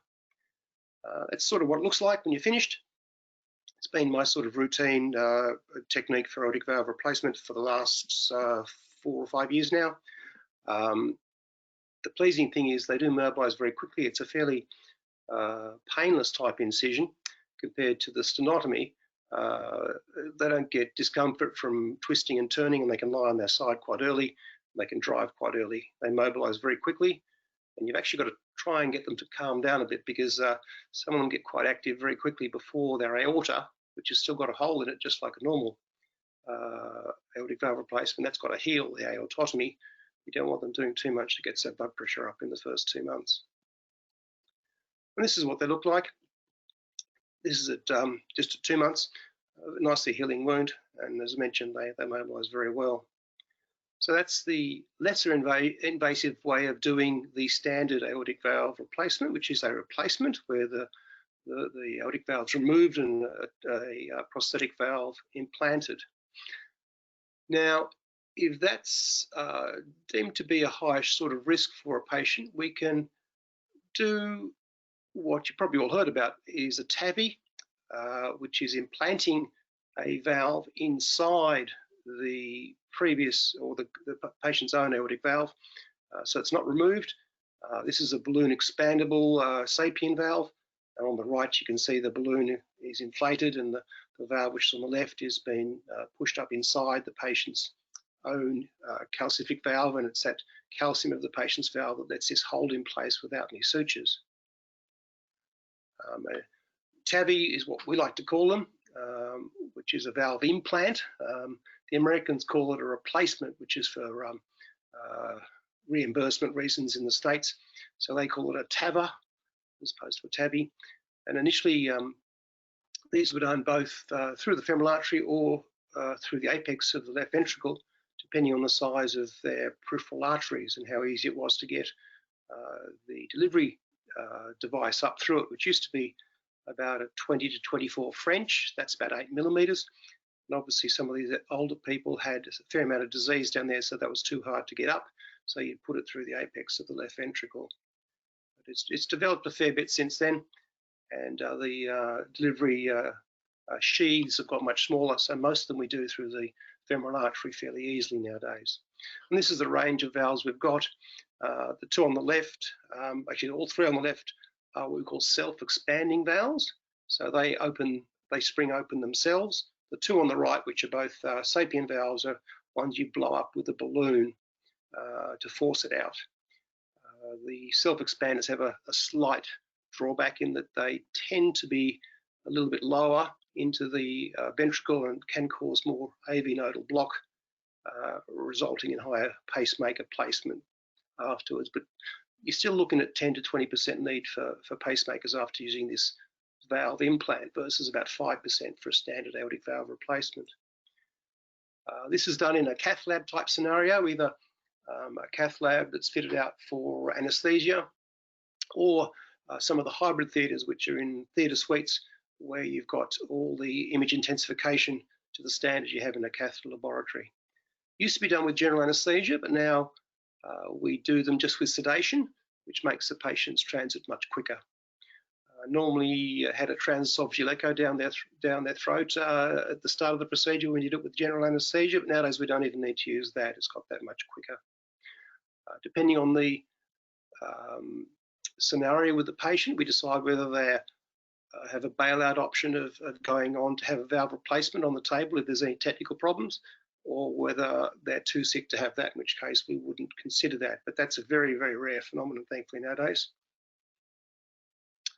So who's eligible for it? Initially, the very elderly and infirm were used, but and they use things called the Euroscore or the STS score. One's European, one's American, and they use a whole lot of features like renal failure and pulmonary artery pressures and previous strokes and a few other things like that, which is a score technique we've had for many years to assess the risks for coronary artery surgery and aortic valve replacements. They've used that also to try and risk stratify who should be offered this sort of surgery. And they soon worked out if they were very high scores, it wasn't really worth it, because what they had was other diseases that tended to shorten their life expectancy more than aortic stenosis. But at the moment we do people usually with an STS score of around 10%, which means a mortality of about 10%, down to about 5%, which is getting down to where the normal surgical risk range is. And those with significant stenosis, so a mean gradient of 40 millimeters across the valve, and with symptoms, often also done for other conditions, such as porcelain aorta, where the aorta is calcified so you can't cross-clamp it, or sometimes people with damage to their chest wall that can't have a normal incision, and typically irradiation of the chest is one of those conditions. As mentioned, mainly done through the femoral artery, and the one on the left side is a nice looking one that we'd like to use. The one on the right, a bit more convoluted, which if it's not calcified is okay, but if it's calcified, particularly circumferential calcium, makes life very difficult, and we can actually have to consider other avenues, including doing the insertion through the aorta or even through subclavian or auxiliary arteries. And what you get is a quite good result with this. Now on the left there you can see an area of 0.6, and after they put the valve in, the area is 1.7 square centimeters. So that's a marked improvement, and that'll be a pretty asymptomatic patient. Just for reference, a normal one's about 2.5 square centimeters is what a normal aortic valve orifice should be. The sting, new technology, always comes with a price. 25 to 30,000 per valve compared to 5,000 for your fairly standard bovine or porcine aortic valve replacement valve. For this reason, the public hospital system is introducing this gradually, mainly for those appropriately at high risk of open surgery. Certainly while we're waiting for better longevity on how long these prostheses will last. We don't know whether they'll last as well as the surgical ones yet, but hopefully will soon. Private patients are covered, and likewise they can only be done in approved centres. And all these having data collected prospectively. So the future, proving its efficacy, I think we've done that already. There's a lot of data on this. refining the techniques happening every year or so. There's the delivery systems are getting better and easier and simpler. Proof of durability we're waiting on. That's obviously something that only time gives you. And something that's also happened with this is it's actually quite easy to put one of these TAVI devices inside an old bioprosthetic aortic valve replacement. And that's allowed us to use tissue valves in much younger people, as the wearing out of that valve when they're, say, 70 or 75 can easily be managed with a TAVI valve. Now that's what I wanted to talk about on aortic stenosis. Then I want to quickly go through atrial fibrillation. Not quite sure how time's going, and then we can have questions at the end. So Rory's not interrupting me, so hopefully that means I can keep going. Now atrial fibrillation, which no doubt you're all very much aware of, is a cardiac arrhythmia arising in the atrium from multiple macro reentrant circuits, which is a nice convoluted way of putting it, but essentially you've got a current that runs around in a circle. Now, if it runs around in a circle around the tricuspid valve and it's only one circuit, well, that's typical atrial flutter. If it runs around somewhere else, just one circuit, that's atypical flutter. If you have 2, 3, 4, 5, 10 of them, that's atrial fibrillation. So they're just things running around in circles in the atrial tissue. It gives a very discoordinate atrium, so it doesn't function properly as far as its contractility goes, and it gives lots of signals to the AV node, which get variably conducted to give that classic irregularly irregular pulse. With that lack of coordinate function of the atrium, you also lose the ventricular filling function of the atrium, and they lose some of that cardiac output, partly compensated for with increased filling pressures, but not fully. That is a fibrillating right atrium with the aorta above it and the SVC. So that's just what it looks like, because it looks much more obvious in the flesh than it does on an ECG at times. Now, the incidence. This is from the MJA a few years ago, and showing that the incidence is increasing with time. This is a projected incidence, almost doubling between now and 2034, and at a higher rate amongst males than it is amongst females, and as an aging thing. Now, to define it as well, according to what cardiologists like to call it, there's a few variations that they call, mainly based on how they treat it. Recurrent atrial fibrillation when there's more than 2 episodes, paroxysmal when it spontaneously reverts, persistent when they have to cardiovert it, but permanent when it fails cardioversion, even though those two are pretty well much the same sort of thing. Now that's an ultra brief trip through the medical side of it, but I wanted to get onto the surgical side of it. Jim Cox, cardiothoracic surgeon in the States, developed some very excellent techniques to try and treat this. And we just put them into the 2 groups called paroxysmal, or intermittent, or chronic. And the difference between the 2 is obviously the paroxysmals can revert to sinus rhythm, and they are stimulated every now and then by ectopic foci, classically in the pulmonary veins, and about 90% of the times that then will trigger episodes of atrial fibrillation. And it's this origin in the pulmonary veins that's led to the pulmonary vein isolation procedure being the mainstay of most atrial fibrillation surgery. Once it's chronic, you don't need the pulmonary veins anymore to stimulate it, because it's self-perpetuating. Now, atrial fibrillation can occur by itself from abnormalities within the atrial wall. It can also occur due to numerous other things that I'm sure you guys look for when patients present, particularly in your rooms, the classic being thyrotoxicosis, but it does happen just with age. Possibly outdone by all of those now in our society is sleep apnea. So you're typically overweight 60 or 70-year-old male whose wife says that he snores too much, certainly needs a sleep study if they rock up with atrial fibrillation. As surgeons, we mainly see people with concomitant problems, so they're having surgery for valvular or coronary artery pathologies. The classic being rheumatic mitral disease was the one that often had AF by the time they're presented, but certainly myxomatous mitral valve disease and all the other cardiac pathologies we deal with can have atrial fibrillation. Not taught, certainly when I went through med school, is that atrial fibrillation also causes valvular dysfunction. Chronic atrial fibrillation causes the atria to dilate, and that does dilate the annuli as well, and you get mitral and tricuspid regurgitation with time. Classically later in life, 75 to 80 years of age, but certainly does cause problems. Now, the impact of it, the classic one we'll worry about, of course, is thromboembolism, particularly from the left atrial appendage, which I'll get into shortly.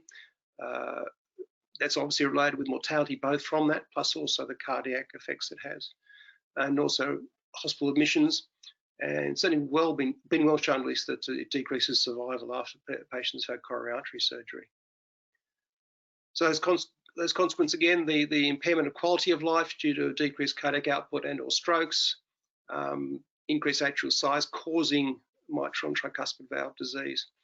And the other one that is also very important is cardiomyopathy, which can be simply due to the faster rate, but you can still even get it when they've got good rate control, and the left ventricular function can go off quite significantly.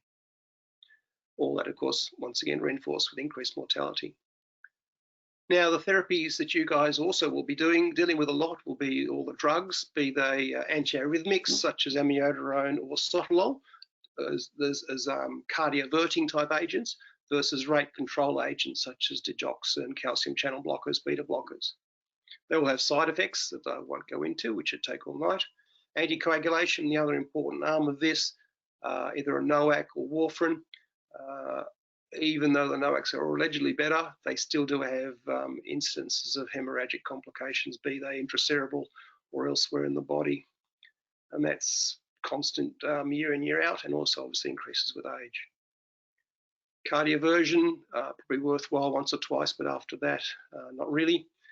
You can do an AV nodal ablation, which will control patients who've got poorly controlled rate, but obviously you still have a fibrillating atrium that can embolize clots.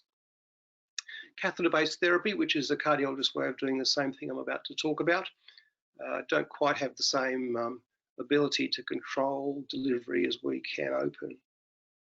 And the Watchman device you may have heard about, which is a technique for trying to close off the atrial appendage. Now, Jim Cox did some great research and developed what's called the maze procedure. As I mentioned, these are re-entrance circuits. You need a circle of about 6 centimetre diameter on the atrium to form one of these. So he had the idea that if you made a maze pattern that only had one route between the SA node and the AV node, you could stop these circles forming and stop atrial fibrillation. And he was right. He did it initially back in the late 80s, early 90s with a cut and sew pattern. And these are patterns on the atrium there, but I won't go into those, they're quite complex, but it took a long time. One thing we worked out was that you could do the same thing. You could create the same scar, which is what you're trying to do, by either using cold or cryoablation, which is more than, well, below minus 40 degrees Celsius, or radio frequency, which is basically a diathermy type thing controlled to create heat. Other sources didn't work as well, but the two of cryoablation and radio frequency work quite well to create lines of scar to make this maze pattern. And that's just some of the devices we used. On the left, there's a bipolar radio frequency device. On the right, a cryoprobe. And that's just a picture of some of the patterns showing a few of the lines going to the tricuspid annulus. And the important thing with these mazes is they have lines that go to both the tricuspid and the mitral annulus to stop two of the common foci for circuit rhythms to go around those two valves. Critical to surgical management of atrial fibrillation is to get rid of the appendage. And some might say that this may actually be more important than getting rid of the AF. There's two great devices here. The top left and bottom right is the atrial clip, which is two metal bars with a spring in between. and that device opens that up, and you put the appendage through, and it closes down and compresses it and keeps it closed beautifully. And the top right and bottom left are both stapling devices that do the same sort of thing, but they've got risks of bleeding, which is annoying, but unfortunately they're a lot cheaper than the AtriClip. So why do it? Certainly removing the appendage, I think, is a big important thing to significantly decrease the risk of strokes. Getting them back into sinus rhythm long term helps cardiac function and allows you to get them off their anticoagulants. And particularly somebody, you know, who's got 10 or more years of life expectancy, that's 10 years of significant hemorrhagic risk that you avoid. Most of what we see and do is done in conjunction with other surgery, particularly valvular surgery, particularly mitral surgery, but we certainly can, and I do like to do it in isolation for people who have AF that has not been able to be managed either medically or with catheter therapy. And we can do that either as a couple of different approaches, but we can do the full maze, and we can take the appendage away with the sort of incision that you see on the bottom right there, and they recover from that quite quickly. That's a nice procedure. So why I do it? Success rates, I've been doing this for over 20 years, close to 100% with paroxysmal AF. Now, it used to be about 60% with chronic, but now it's up to 80 to 90% now that we've got the cryo probes available. They work very well at getting the mitral and tricuspid lines done. And it doesn't add anything as far as morbidity to a standard cardiac procedure. That's sinus rhythm, just to show you what it should look like. The problems with it? The inflammation that surgery causes tends to make them get a bit of AF in the first couple of months, and that tends to settle by 3 months. So about half of them go home in sinus rhythm, half in AF, and half of those will spontaneously revert in the next 2 or 3 months, and the rest may need a cardioversion if they don't. A lot of these ones, particularly the chronic ones, do have sick sinus syndrome underneath, and they don't actually have an SA node anymore, and they need a pacemaker. But that's usually fairly evident at the time of surgery, and they usually can have a pacemaker anyway for their slow AF. The timing of stopping their antiarrhythmics, usually about 3 months, I stop their amiodarone, which is not a nice long-term medication. And the anticoagulants at 3 to 6 months when you're happy they're stably in sinus rhythm and not going to revert back, which is where a good general practitioner comes in, because they do need to have an eye kept on them in case they do revert back to atrial fibrillation in the future, and then they would need to go back on to either warfarin or an NOAC, checking for other things at the same time. I've had a few patients that have had hypothyroidism that was then managed, and they went back into sinus rhythm quite well. So it's not just a instant gratification operation like cardiac surgeons like with coronary artery and valve surgery. This one's one that needs ongoing management and tailoring of medications, but with very good results. Now I'd just like to leave it there and leave it open to questions. Great, thank you, Dr. Wolfenden. We do have some time for questions. The first one is that given that time between presentations of AS and death can be as little as 2 years, should we in general practice be looking for it more actively? And if so, do you suggest routine questions such as asking about chest pain, presyncope, dyspnea on exertion, plus heart auscultation, or anything else? I'd say, well, obviously, if they have any change in their level of dyspnea, that would be something you'd be looking into anyway, from all causes through, from respiratory through to AS, through to mitral regurgitation and anything else that can cause that anemia, lots of other things. Certainly auscultation, every now and then. I'd say a lot of the patients that we get to do very electively are those that have had a murmur picked up by chance because they're having something else done. They've come in with a cold, or they come to a hospital for another sort of operation. They found a murmur. They get an echo done, and the gradient shows they've got mild to moderate aortic stenosis. A cardiologist does an echo every 6 months. And when that gradient gets significant, or they develop symptoms, they'll then be put forward for surgery. Sometimes at the time they work them up, they'll also look at their coronaries, and they may need an operation because they've got significant coronary artery disease. So we do the valve at the same time. More often than not, they just have the aortic valve, and they get presented to us when that stenosis gets significant. But yes, cardiac auscultation would be the main one, because I think aortic stenosis is probably one of the noisiest of the cardiac murmurs and easiest to pick up. The next question is, in AF, why don't we see pulmonary emboli?